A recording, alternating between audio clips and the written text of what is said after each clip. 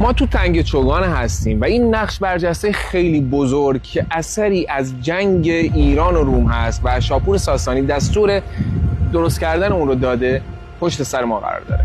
امپراتور روم را به زانو درآوردند و قیصر والریان را همراه سناتورهایش اسیر کرده و به ایران آوردیم تا خدمتگزار ما باشد. من شاپور شاه ایران و ایران هستم. شاپور شاه پادشاه دوم ساسانی با شکست دادن رومیان و اولین بار اسیر کردن پادشاه روم دستور داد که این اثر بزرگ رو توی تنگ چوگان به جا بذارن. توی این اثر والریان دستانش در دست پادشاه قرار گرفته و در واقع اون رو اسیر کرده. بوردیانوس زیر سم اسبان پادشاه قرار گرفته و فیلیپ عرب جلوی اسب پادشاه زانو زد. این سنگنگاره ها نشون دهنده عظمت دولت ساسانی در اون سال‌هاست. بله، زمان ایران چنین قدرت و عظمتی داشت.